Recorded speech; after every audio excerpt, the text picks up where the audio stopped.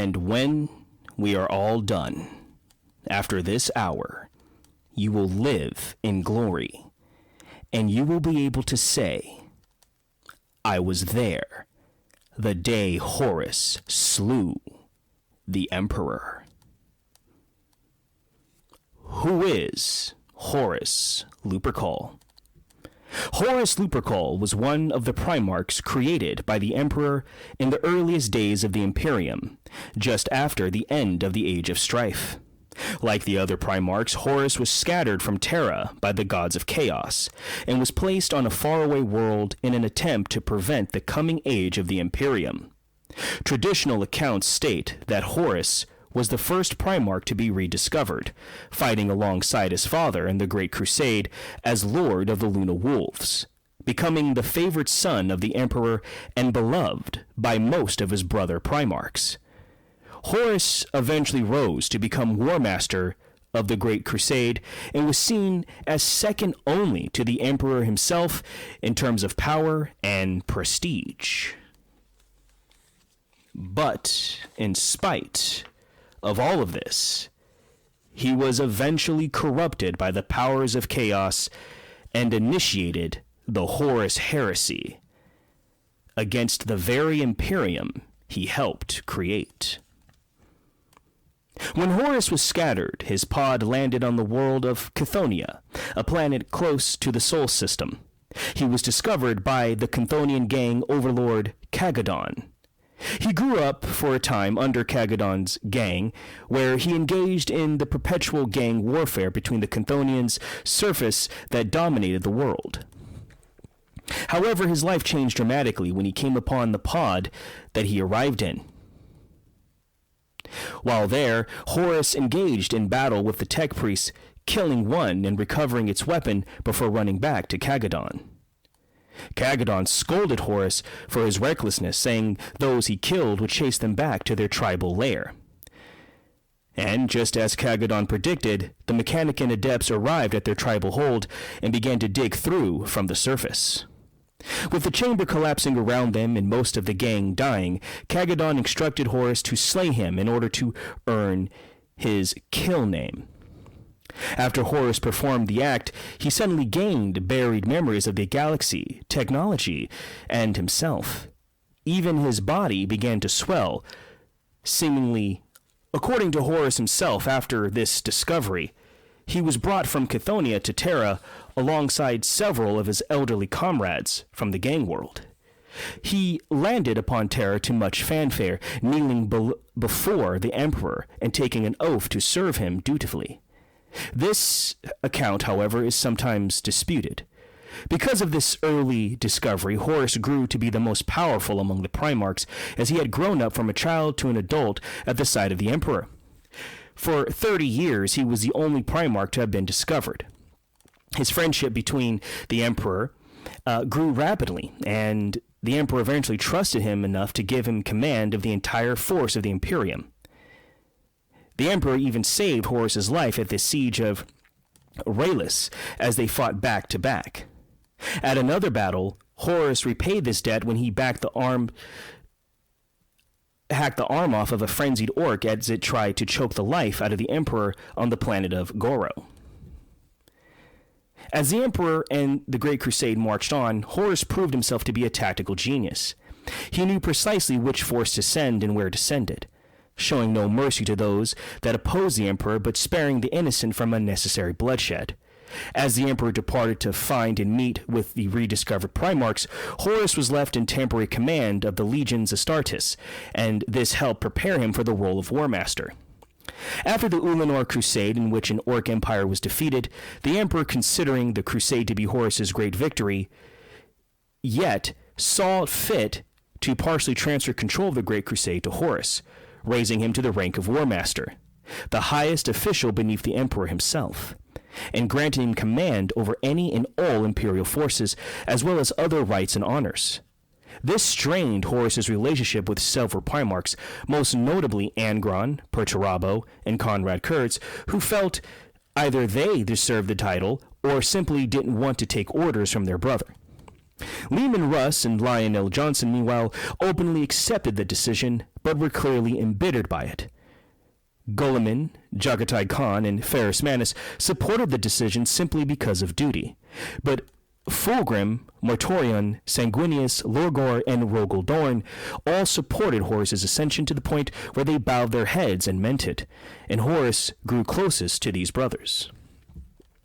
In these, the last years of the Great Crusade, Horus would encourage the other Primarchs to compete against each other and to discover the strongest and most able of his companions and to improve their fighting abilities, as well as lead his own personal forces into several notable campaigns. It was after one of these campaigns, the first contact with the Inurex, that Horus chose to exercise his right granted by the Emperor to rename his personal legion, the Luna Wolves, to the Sons of Horus. But despite these accomplishments, the formation of the Council of Terra and his father's return to Terra created a deeply buried resentment in Horus that before the heresy, not even he truly seemed to realize it existed. Unknown to Horus, his brother Lorgor, along with his entire legion of word-bearers, had secretly fallen to chaos and conspired to take Horus to the ruinous powers champion against the Emperor. For many years before acting openly, the word-bearers usurped loyalists' hold on their legions by establishing warrior lodges. The full conspiracy finally manifested during a mission on the feral world Davin. Horus was wounded in the battle by a blade of Nurgle wielded by the chaos-corrupted Eugene Temba. He fell unconscious, and under the advice of the word-bearers' first chaplain, Erebus, the natives of the world helped to heal him. However, unknown to the desperate Mournival, the healers and Erebus himself had all long since become corrupted by chaos and were orchestrating the entire series of events. Having his dying body moved to the Serpent Lodge, Horus was soon subjected to an ancient chaos ritual by the Davin priests, while Erebus entered his mind disguised as the deceased Sejanus. This image of Sejanus showed Horus horrifying visions of the future, where the Emperor ruled as a god and had discarded the Primarchs once they had outlived their purpose. Erebus also told Horus that the gods of chaos were peaceful beings with little interest in the materium, and it was the Emperor that was intent on destroying their realm on his quest for godhood. Most disturbing for Horus was he was told that the Emperor had used the powers of the warp to create the Primarchs. Horus was shown a vision of the past where all the Primarchs, himself included, were scattered across the galaxy into a warp vortex. The scattering of the Primarchs, despite being orchestrated by chaos instead of the Emperor, seemingly confirmed to Horus that the Emperor had used foul warp magics in his son's creation. Horus saw the Emperor, who had banned any research into the warp. Despite realizing early on that this Sejanus was an imposter, Horus accepted these revelations for unknown reasons, and his bitterness towards the Emperor, already growing from his father's isolation and secret project on Terra, as well as the formation of the Council of Terra, finally manifested in outright hostility. The only attempt to stop the conversion of Horus came from his brother Magnus the Red, who entered Horus's mind but was unable to interfere with the powerful rituals of the Davin cultists or convince Horus to remain loyal to the Emperor. Horus dealt with Magnus afterward by manipulating Lehman Russ into launching an all-out purge of Prospero. After his experience on Davin, Horus agreed to align with the powers of chaos in order to overthrow the Emperor, which he had been convinced was a corrupt dictator bent on achieving godhood and forsaking his sons in favor of mortal rulers. The War Master soon introduced the taint to the legions under his direct command, converting Angron of the World Eaters, Fulgrim of the Emperor's Children, and Mortorion of the Death Guard to his. Horus was also able to secretly recruit Conrad Kurtz of the Night Lords, Alfarius Omegan of the Alpha Legion, and Perturabo of the Iron Warriors. Horus also converted the Fabricator General of the Adeptus Mechanicus, Calbor Hall, founding the Dark Mechanicum as well as many units of the Imperial Army.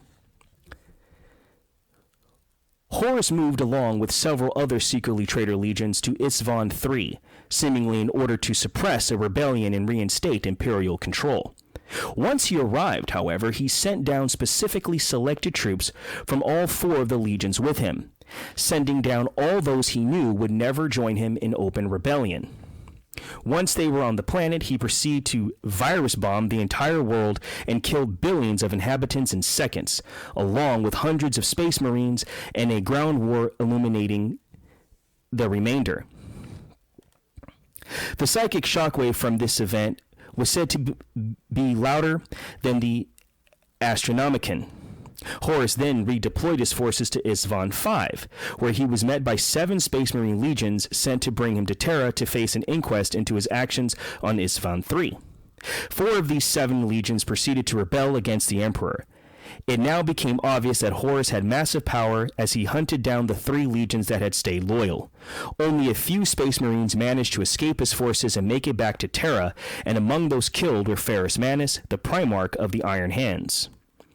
Eventually, Horus would mount the skull of Ferrus Manus on his throne room, where he began talking to it in a private and lamenting that he must rely on psychotic generals and demons instead of true effective strategists like Ferrus had been. As Horus's rebellion spread, he claimed a personal fiefdom on the Northern Imperium dubbed the Dark Empire. Horus then set a course to fight his way through the Imperium in an attempt to reach Terra and ultimately to kill the Emperor and place himself on the throne. However, at the Thessalonian, he was confronted by Leman Russ and his space wolves, who had tracked the vengeful spirit thanks to runes planted by the knights errant during the Battle of Moloch. Russ and a large force of space wolves were able to board the vengeful spirit, and the 2 Primarchs came face to face. Russ was disgusted by what had become of his brother. Nonetheless, Horus pleaded with him to join him and help in his quest to overthrow the Emperor and expose his lies. Surprising none, Russ rejected Horus, and the 2 engaged in a titanic battle, which came down to a battle of sheer power. One, Horus was dominating despite Russ's speed. Horus caught Russ upon his talon, but Russ was able to break free of his armor and impaled flesh to plunge the spear of Russ into the War Master's side. However, he hesitated in the final second to deliver the killing blow, and instead only partially pierced Horus's side. The wound was still devastating, and more importantly, the power of the spear cleansed Horus of the corruption that had befallen him since Moloch.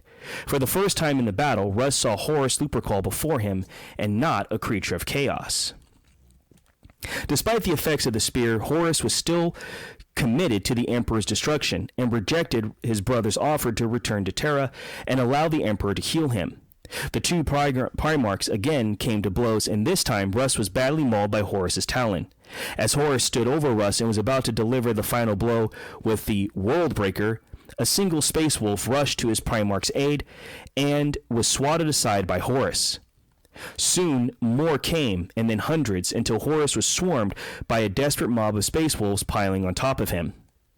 The distraction gave Bjorn enough time to drag Rush back to his flagship and escape. After the battle, Horus ordered Abaddon to pursue the wolves to Yarant, but secretly expressed regrets that so much blood had been spilled. Horus's forces arrived at the Sol system in the Solar War. However, during the initial phases of the battle, neither he nor the vengeful spirit appeared, and this led to much grim speculation by Rogel Dorn, Malkador, and others to his true intent. Their suspicions were proven correct when a ritual conducted by the Aetherium and the Wordbearers aboard the Comet created a massive warp rift directly over Luna, from which spilled tens of thousands of warships. At the head of the Armada was the vengeful spirit, with Horus himself commanding from Lupercal's court. Beset on all sides, the defenses of the Sol system collapsed, and Horus was able to strike directly towards Terra. But as Horus besieged the Sol system in the Materium, so did the ruinous powers assail the Imperium in the Immaterium. The Emperor alone held back the tides of the warp from the Sol system. As Horus finally arrived in the Sol system, he appeared to the Emperor as a feral wolf, goading the Emperor and declaring him a tyrant and liar. The Emperor refused to even respond to Horus in those exchanges, looking past him to instead announce his rejection of the ruinous powers and declaring their puppet as nothing. As the embers of his fire died, the shadows around him drew closer and closer as Horus arrived directly over Terra. The fire eventually died, and Horus gloated that only option left for his father was to run. Horus's war came to its climax during the siege of Terra. During the siege, he was increasingly absent from direct command, something that frustrated First Captain Abaddon. Instead, Horus spent large amounts of time inside the pocket dimension that had become Lupercal's court, accompanied by Zardu-Layak and his word-bearers. Here, he would fall into a comatose state, scanning the Empyrean for lore and weakening the Emperor upon their psychic battlefield within the warp. Horus swelled with the powers of chaos gods and now commanded through fear rather than charisma. Abaddon began to become disgusted with what Horus had become, considering him now to be little more than a slave to the chaos gods. Layak stated that while supremely powerful, the chaos gods would quickly burn out Horus with their power, and he had limited time left to live. Layak's prophecy rang true, as a few months into the siege, Horus had begun to display signs of senility. He recalled past glories as if they were presently occurring, and called his current emissary Organist by the name Malgohurst. Horus was kept recused from the traitor armies, and much of the day-to-day planning in the siege fell to Perturabo. After the setback at the Saturnine Wall, however, Horus became more directly active in the siege's execution. He ordered Perturabo to use the Lego Mortis to attack the Mercury Exultant kill zone despite its formidable defenses. When Perturabo expressed doubt in the plan, Horus was adamant it would succeed, because it willed it so. Later, Horus had Argonus inform Perturabo that the Iron Warriors were to be dispersed across the various war fronts, and that the Lord of the Iron's own position would be taken by the Mortorian and the Death Guard. The act caused the already delusioned Perturabo to quit the war effort. Horus remained isolated aboard the Vengeful Spirit until the final stages of the siege, where apparently he began to prepare for his landing to kill the Emperor personally.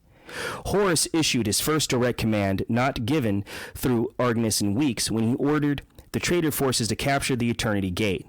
Horus then physically ordered Angron to find and kill Sanguinius, and act apparently more out of desperation than anything else. Despite the Loyalists' success in holding the Eternity Gate, Horus's army was still on the brink of victory and soon captured the Bob Bastion, Rogaldorn's own command center. It was then that Horus, his mind in the warp, intercepted a message from Guilliman that he and his reinforcements were a mere 9 hours away from Terra. Horus finally rose from his throne and journeyed to the bridge of the Vengeful Spirit.